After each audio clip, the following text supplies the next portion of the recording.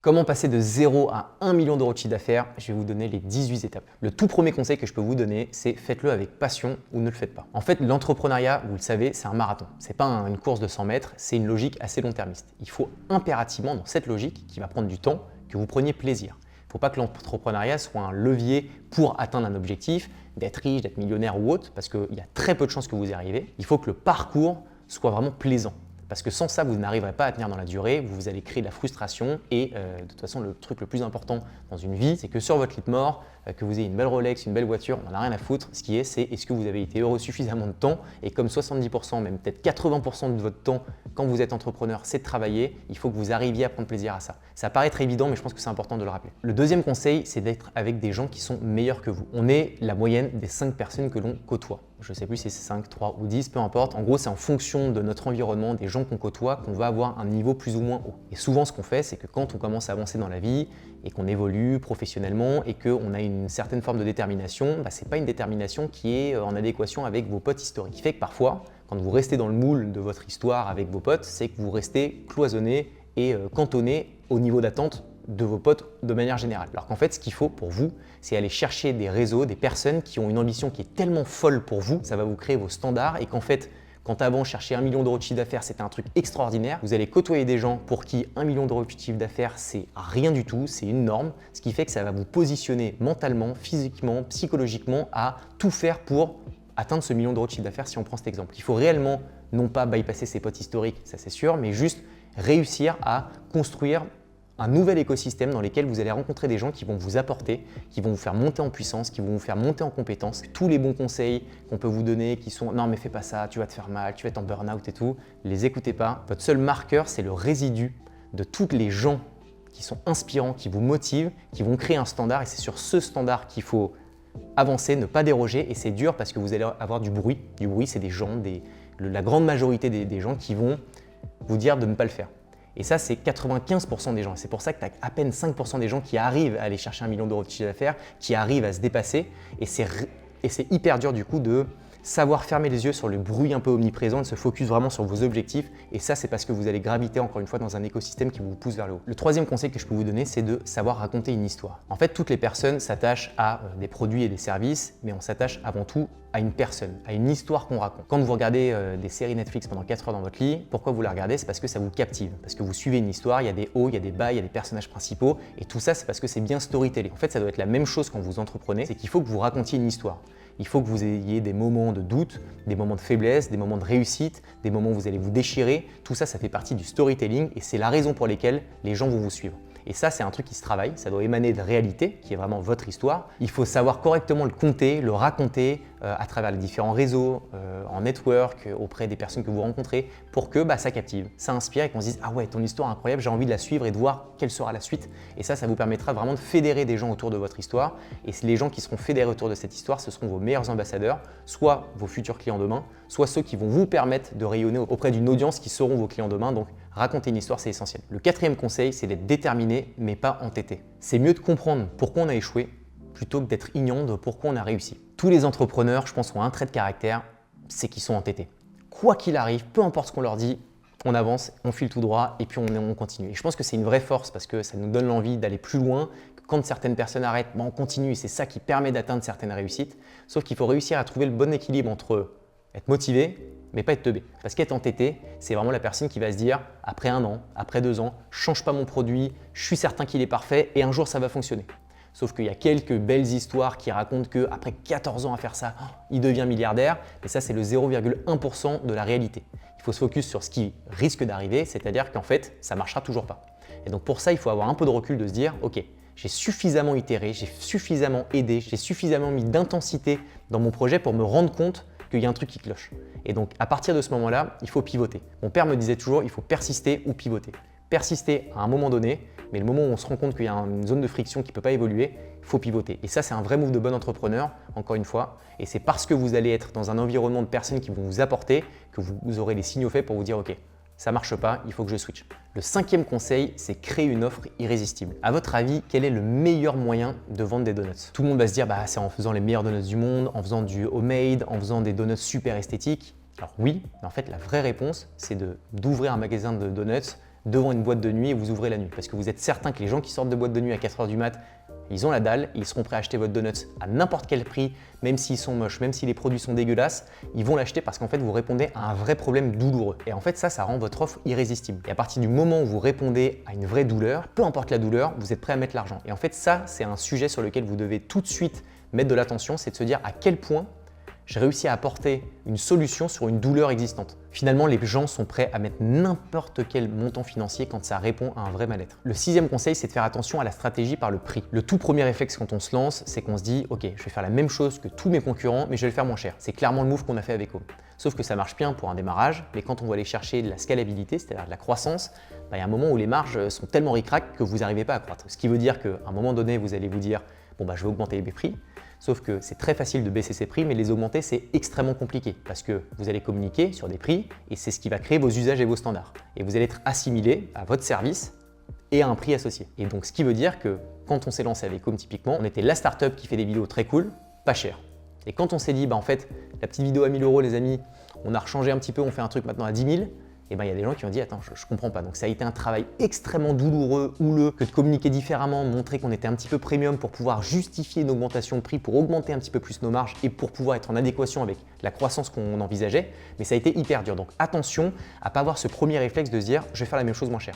Vraiment, il faut que vous ayez une vision un petit peu long-termiste ou au moins moyen-termiste de se dire ok, est-ce que dans un an, quand je vais recruter 10 personnes, cette base de prix va me permettre de dégager suffisamment de bénéfices pour pouvoir croître de manière pérenne. Dan Kennedy a dit « Il n'y a aucun intérêt à être le deuxième moins cher du marché, mais il y a un intérêt à être le plus cher du marché. » En fait, les gens font un parallèle entre le prix de votre service ou votre produit et la qualité de ce service. Tous les produits que vous allez voir et qui sont pas chers, vous dites c'est de la qualité de merde. À l'inverse, tous les produits qui sont extrêmement chers, votre première intuition et votre premier feeling, c'est de se dire oh, c'est forcément un produit de ouf, il y a forcément une valeur incroyable au vu de ce prix. Et ça, c'est quelque chose de psychologique qu'il faut comprendre, qu'il faut analyser et qu'il faut réussir à suffisamment bien driver pour pouvoir réussir au mieux, au vu de votre offre irrésistible, à pouvoir vous permettre d'avoir un prix qui est relativement élevé et donc bénéficier d'un maximum de bénéfices. Toutes les personnes qui veulent creuser ce sujet, c'est un livre d'Alex Hormozy que je mets juste ici, que j'ai lu et qui m'a vraiment fait comprendre à quel point il fallait se focus sur la valeur que vous créez pour vos clients qui du coup par ricochet vous permettront d'avoir des prix qui sont hyper élevés, donc dégager beaucoup plus de marge et de bénéfices. Le 7e conseil, c'est de vous focus sur un sujet plutôt que de partir dans tous les sens. Quand on commence à grossir, quand vous allez faire 200, 300, 400, 500 000 € de chiffre d'affaires, vous allez vous dire ok, je vais faire plein de nouvelles choses pour mes clients parce que ça va me permettre de pouvoir gagner beaucoup plus d'argent.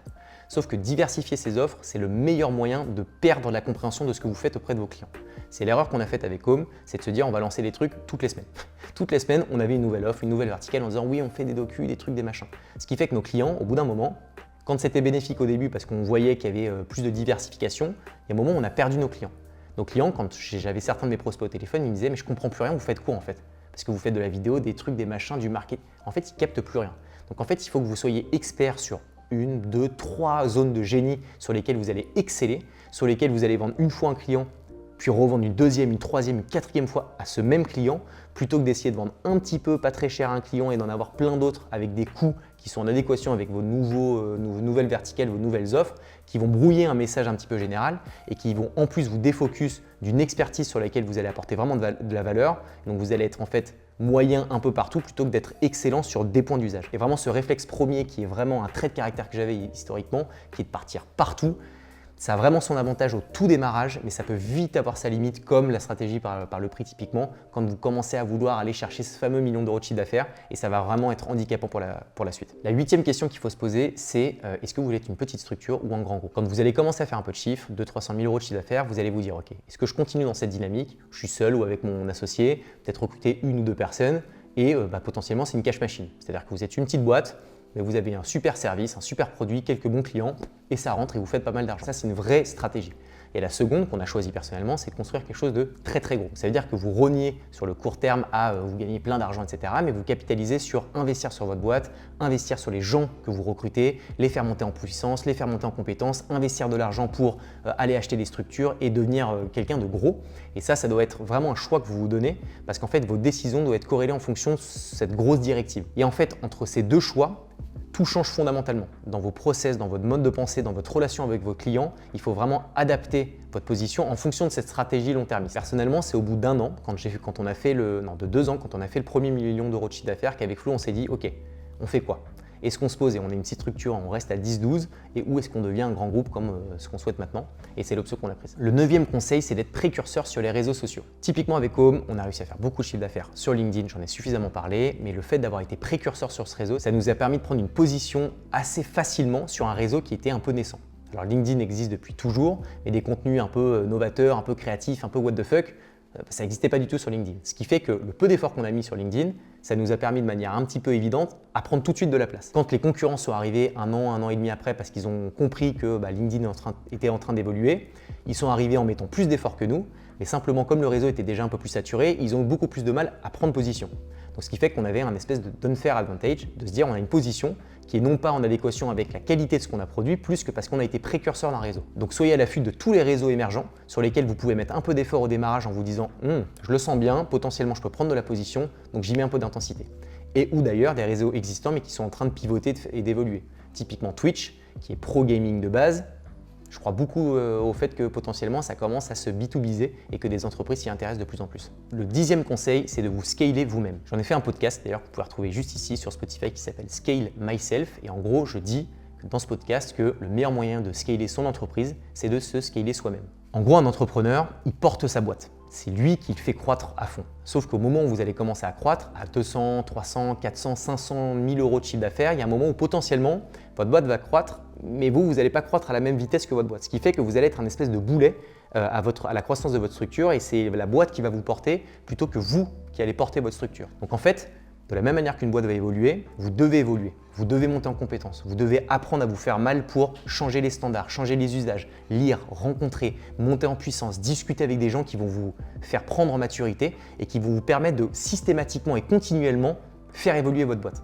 C'est le fondateur d'Airbnb qui avait donné une phrase que j'aime beaucoup, que je mettrai juste là, qui explique ça, qui explique le fait qu'il faut absolument anticiper le point de bascule où la boîte grossit plus vite que le fondateur et que le fondateur devienne un boulet et inverser cette tendance pour que l'enjeu premier de l'entrepreneur ce soit de toujours porter sa boîte vers le haut. Donc ça veut dire qu'il faut que vous évoluiez encore plus rapidement que votre structure. Le 11e conseil, c'est de donner avant de demander. Dans la culture d'une marque média, donc de créer du contenu autour de vous et de votre entreprise, ça veut dire que vous allez apporter de la valeur. Et ça, il faut que vous le fassiez sans avoir une volonté forcément de retour sur investissement imminent. C'est-à-dire que vous allez faire des contenus comme celui-ci, où vous allez prendre du temps pour apporter de la valeur sur un secteur et sur des connaissances que vous avez. Et vous allez le faire une fois, deux fois, trois fois, 10 fois. Et il y a un moment où vous allez être assimilé comme expert de votre secteur parce que vous avez apporté suffisamment de contenu pertinent et régulièrement, que vous avez une espèce de forme d'omniprésence dans votre secteur qui fait que vos prospects demain ou vos clients idéaux vont vous voir, vous assimiler et se dire « Ok, le mec a donné, il m'a jamais rien demandé, mais c'est moi qui à un moment donné va vouloir passer le pas pour pouvoir devenir client parce que j'ai compris qu'il était légitime. » Et ça, cette logique de donner avant de demander, si vous le faites vraiment et dans la durée, ça vous permet de pouvoir trouver vos clients de manière beaucoup plus évidente et efficace. Le 12e conseil, c'est de te rendre compte que tes clients créent ton produit ou ton service. Le meilleur moyen de créer le meilleur service ever, c'est de prendre les retours de tes clients. En fait, tu vas servir tes clients, ils vont te faire un retour en disant ça c'est bien, ça c'est pas bien. Et en vrai, ça paraît évident, mais si on néglige ça, en fait, on ne peut pas perfectionner son service. Alors qu'en fait, on a vraiment un retour direct du client idéal, qui est votre client, et qui vous dit ça change-le parce que ça m'a pas plu. Donc en fait, il faut absolument prendre des insights, surtout au démarrage dans votre quête du million d'euros de chiffre d'affaires où vos premiers clients ils vont forcément être moins bien servis que les suivants parce que vous allez faire des erreurs, vous allez vous planter, vous allez vendre des trucs qui ne sont pas du tout la réalité de ce que vous allez vraiment pouvoir délivrer.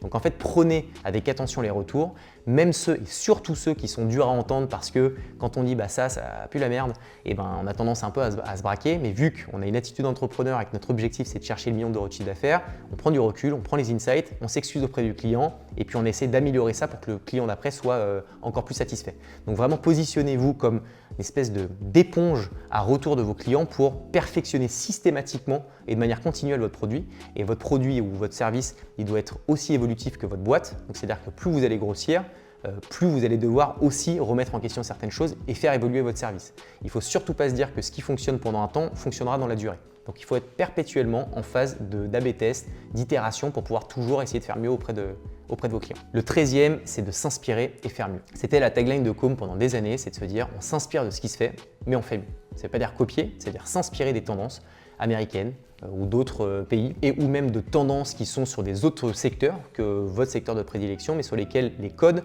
peuvent s'adapter. Et c'est hyper important d'être en veille hyper régulière des tendances marché.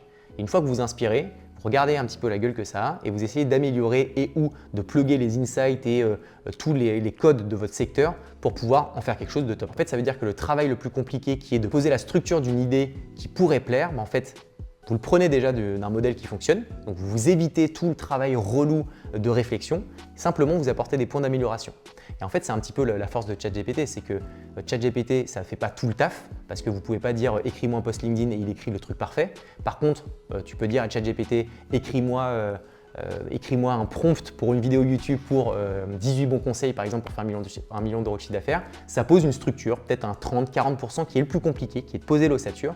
Et ensuite, c'est votre zone de génie, votre différenciation qui va faire que vous allez réussir à peaufiner votre produit ou votre service et vraiment de vous rendre le plus sexy. Le 14e conseil, c'est de faire attention à ne pas plaire à tout le monde, sinon vous allez plaire à personne. On a souvent tendance, moi le premier, à essayer de plaire à tout le monde. Se dire, je vais faire une offre qui va s'adapter aux solopreneurs, aux start-upers, aux PME, aux grands groupes, alors qu'en fait, il faut être singulier. Il faut réussir à être expert dans un domaine auprès d'une typologie de personnes et d'être perçu comme excellent auprès de cette cible plutôt que d'être un peu moyen auprès de tout le monde. D'essayer de plaire à tout le monde, en fait, c'est le meilleur moyen de plaire à personne. Donc cultivez bien votre singularité. Le 15e conseil, c'est de célébrer vos victoires. Vous êtes en quête du premier million d'euros de chiffre d'affaires et c'est dur, c'est chiant, c'est long, ça va être compliqué et donc du coup, il faut absolument que vous récompensiez votre cerveau quand vous mettez de l'effort. Parce qu'en fait, c'est chimique.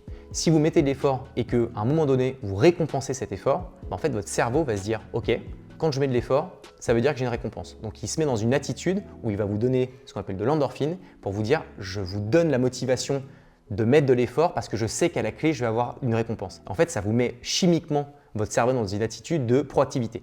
Et donc, célébrer les victoires, ça peut être quand vous signez votre premier contrat, vous faites péter une bouteille de champagne ou vous allez au resto avec votre associé. Vous avez fait une super année, et ben vous embarquez vos équipes à Marseille dans un très beau bateau, c'est ce qu'on avait fait l'année dernière pour célébrer ces moments. Enfin voilà, essayez vraiment de célébrer les victoires et pas forcément les plus grosses, ça peut être des plus petites. Pour moi, typiquement, quand je fais méga attention à ce que je mange pendant une semaine, je me mets un gros cheat meal, un gros domac dans la gueule à la fin de la semaine et comme ça, je sais que mon cerveau a compris qu'après une semaine d'effort à manger correctement, il y a la récompense à la clé. Et je sais que plus j'avance dans le temps, plus c'est facile de mettre cet effort et donc du coup, plus ça vous permet d'aller chercher des paliers de motivation et détermination. Donc, célébrez vos petites victoires. Le 16e conseil, c'est d'apporter 10 millions de valeur pour 1 million d'investissements. En fait, vous ne devez pas vous focus sur votre prix. Vous devez vous focus sur la valeur que vous générez à votre client parce que c'est en fonction de la valeur que vous générez que vous allez pouvoir déterminer votre prix.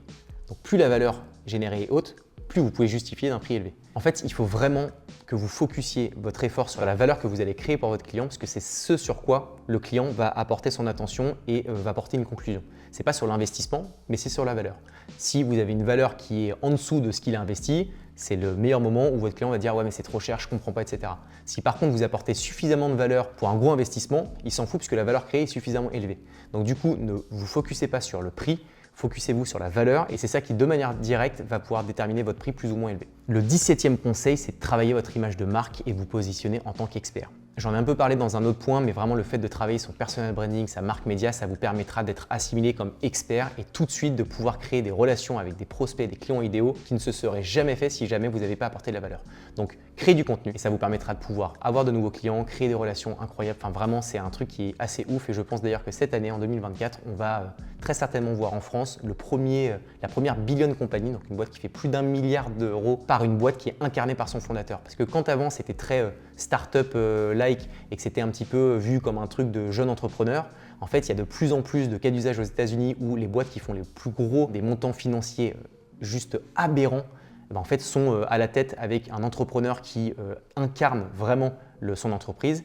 C'est en train d'arriver fort en France. Il y a déjà des cas d'usage de personnes qui sont en train de faire des boîtes avec des centaines de millions d'euros de chiffre d'affaires qui sont incarnées. Faites-le dès maintenant. Le 18e et dernier conseil, c'est payez-vous et rapidement. La première logique qu'on a en tant qu'entrepreneur, c'est de se dire « je me payerai plus tard ».